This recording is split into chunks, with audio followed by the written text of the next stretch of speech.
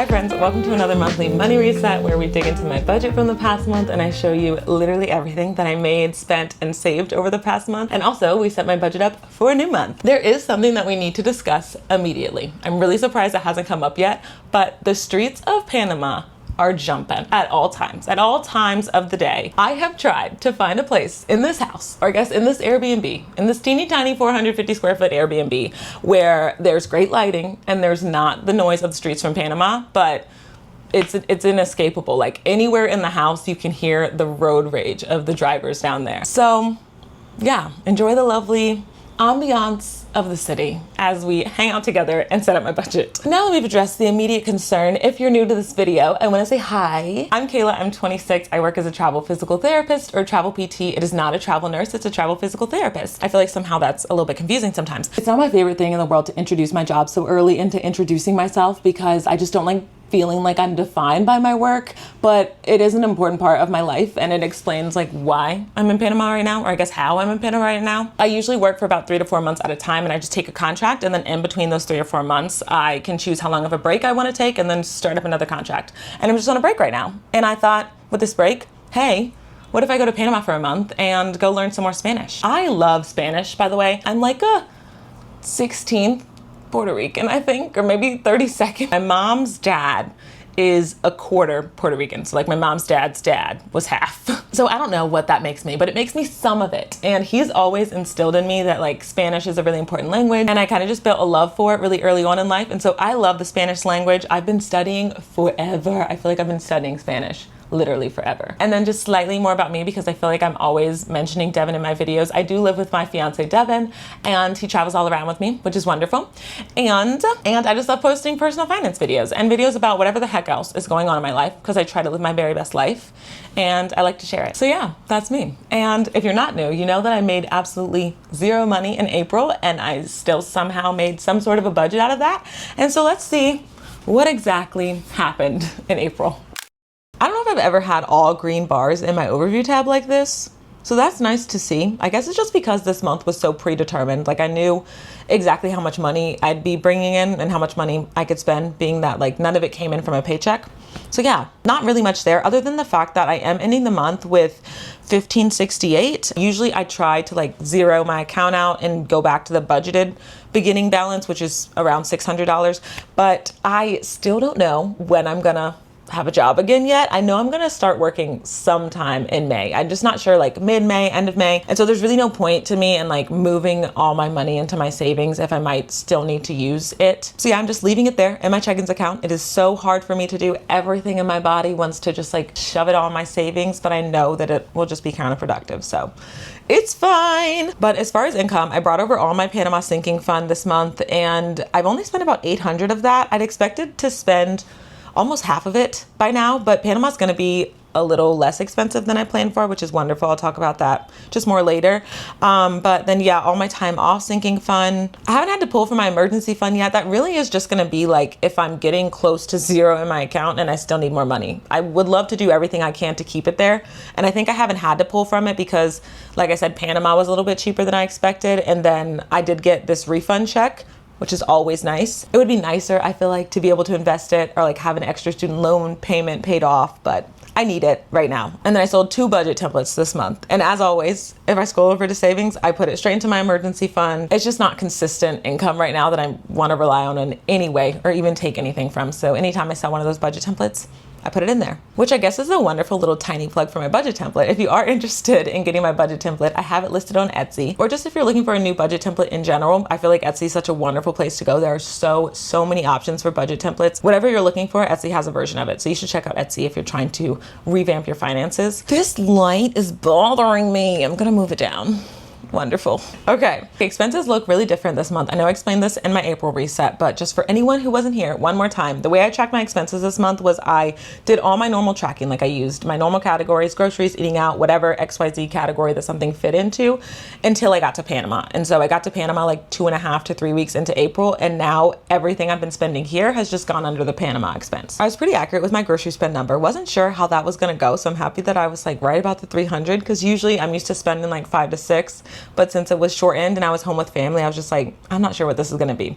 But I think it was lower just because I did eat out with my family so much, and so consequently, my eating out spend is higher. I didn't spend quite as much money on gas as I thought that I would. Pretty much all of my health and beauty spend just went into creating these braids, which I feel like came out really nicely. I hadn't mixed colors like this before in this way. This is a mix of like blonde, a reddish, and then my hair color. And yeah, I'm happy with how they came out. So yeah, that's my health and beauty spend pretty much fully. I kind of had all the vitamins and like probiotics that I needed. I didn't need to re-up this month. Social is low. I always make so many big plans for future Kayla. I thought the Kayla that was living at home and didn't have a job was gonna spend so much time with her friends, just catch up with everybody, spend a little money. And that's just not what happened. What really happened was she ended up filming and editing and packing and planning. And that's okay. I feel like taking dedicated time away from work with a specific intention of having your ideal life or like living your ideal life is a good exercise for everybody to do. Even if you just take a long weekend, like maybe one of those weekends where you already get Monday off because it's a holiday, try to take the Friday off and try to really plan to live what you feel like your ideal life would look like in that time. And it's gotta be something realistic. Like it can't just be my ideal life would be traveling and just not having a care in the world. Like how would you make money? Like maybe if you wanted to be a travel content creator, okay, fine.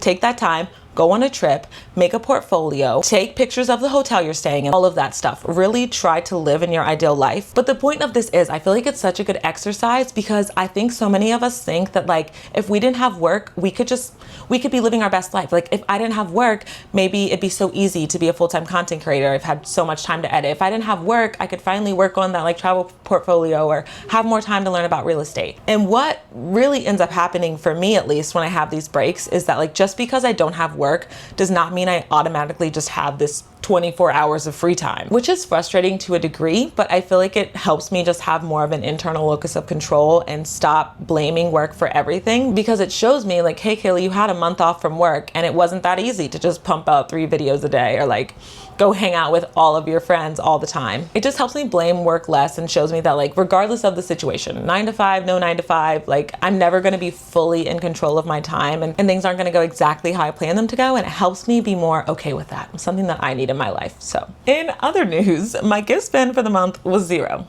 And I did tell you that my dad's birthday was this month and I was gonna get him a gift, and I did. We did pickleball. He loves pickleball. And I did get him what I feel like is a very thoughtful but very inexpensive gift, but somehow my gift spend is still 0. And that is because Devin got it. Like, Devin has just been my knight in shining armor in this time of unemployment. Like, he just picks up like little things for me here and there because he knows how much it stresses me out to not make an income and still have expenses, which I realize is fully a privilege. Like, not many people who are going to go on like an unemployment period have someone else to pick up expenses for them.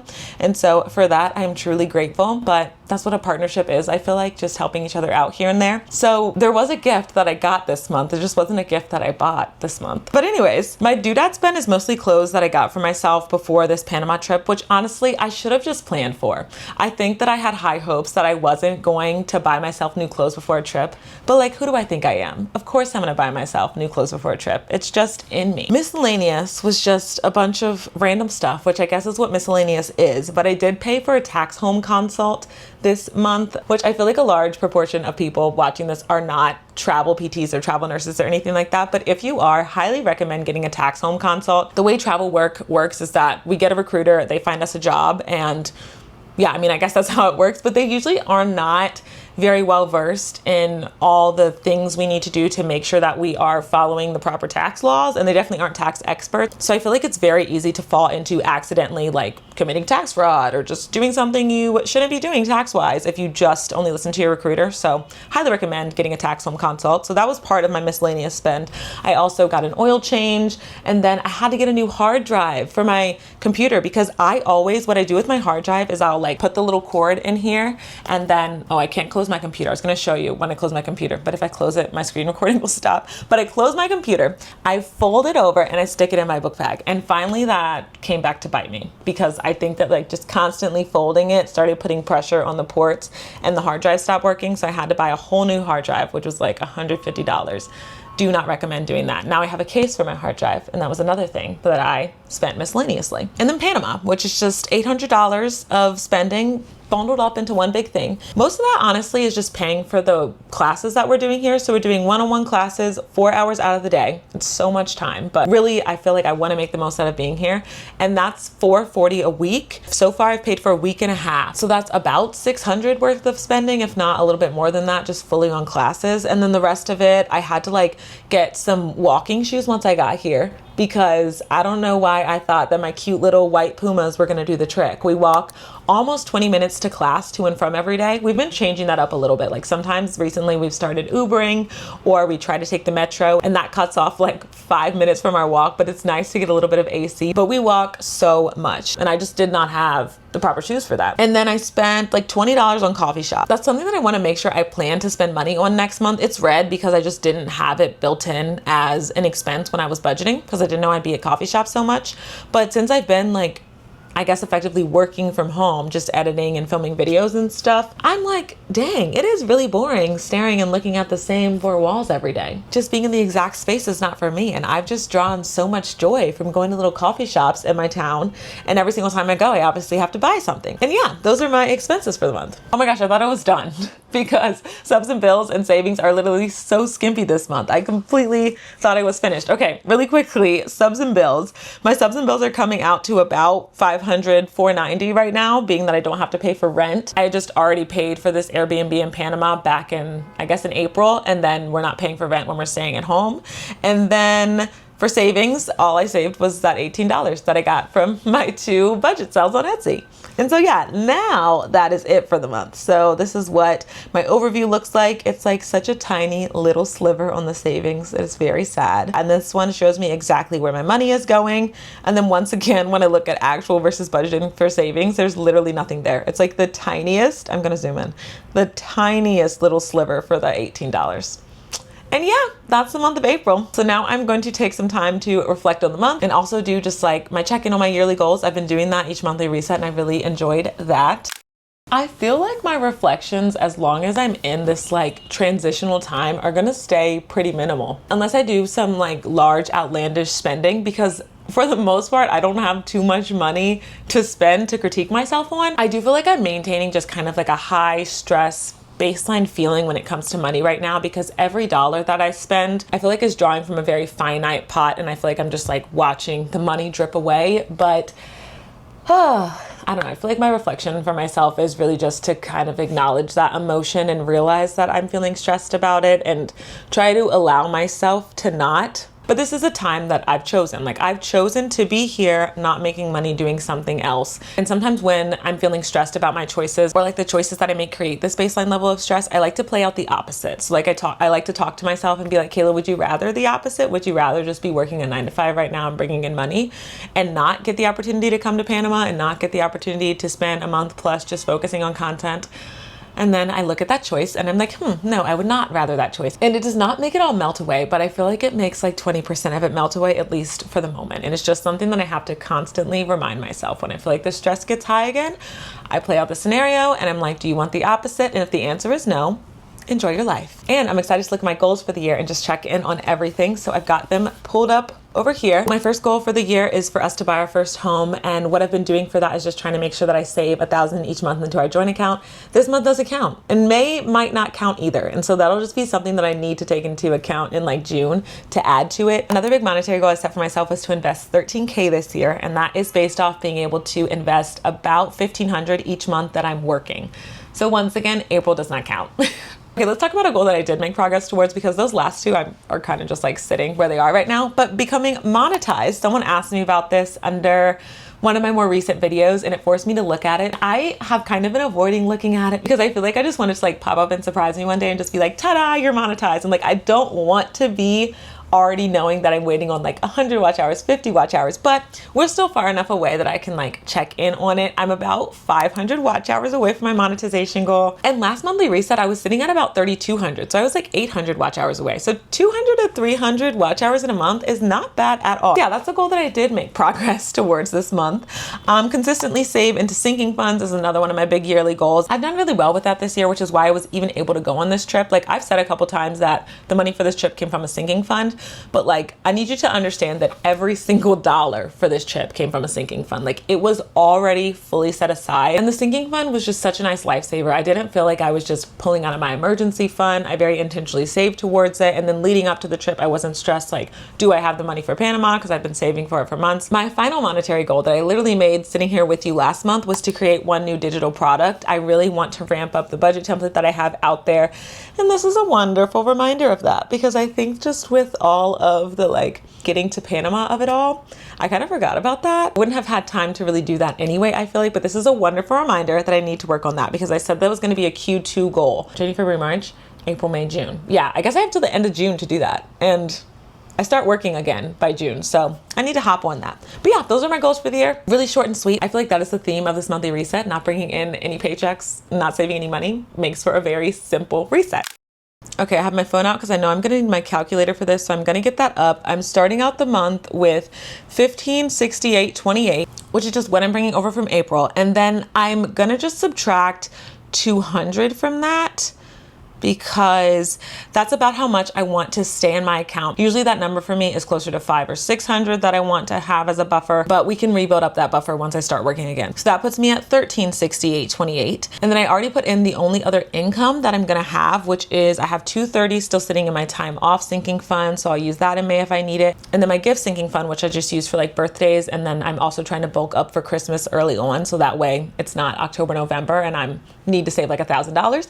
But that's sitting at 500. I'm gonna take 200 out for Devin's birthday. His birthday is June 1st, and I would love to do something great for him. I haven't exactly decided what that will be, but I am gonna give myself a nice chunk of money to do something wonderful, because he's such a great supporter for me.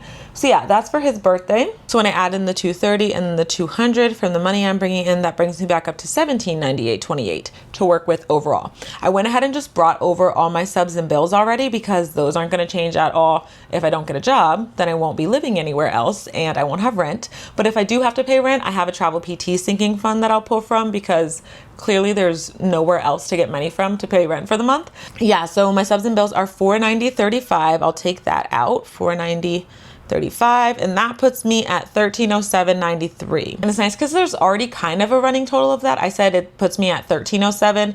Right up here in my left to spend, I have my budgeted left to spend, which is $1507, and it just doesn't take out the 200 that I want to keep in my account. So whatever's sitting up here, I know that I actually have just 200 less than that as I like plan my expenses out. Okay, as far as groceries, I'm gonna try to spend no more than $150. These numbers are like halves, like maybe a quarter of what I would actually need if I were fully by myself. Like I said, Devin's been really awesome about picking up some of our financial slack, because I simply could not cover a full month of expenses right now if I needed to.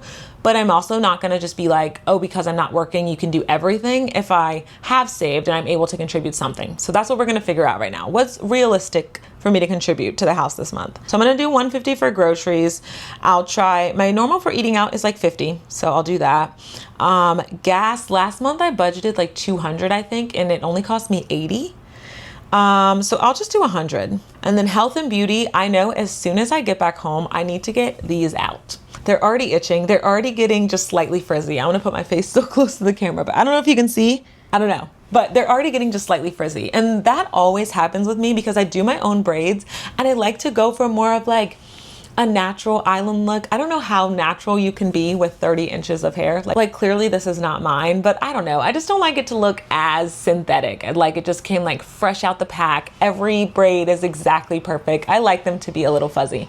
And so they get a little too fuzzy very quickly. So as soon as I get home, I need to cut these bad boys out. And I'm probably gonna go to the hairdresser and actually get my hair done because I need a trim. I do not trust myself with scissors around my own head. So that's gonna be probably like $70 to get my hair done. And then I probably also will need to get some vitamins this month since I didn't need to get any last month. So we'll budget $90. For social, I always budget $50 because social health is health to me. Like I just thrive off of it. I'm gonna budget $30. The friends I'm gonna see in my hometown, I don't have to like go out and spend money to hang out with them. Like usually I'm in a new city, I'm trying to meet new people, and I feel like that's just the kind of natural order of things. You guys go out, you get a coffee, you get lunch, dinner, whatever.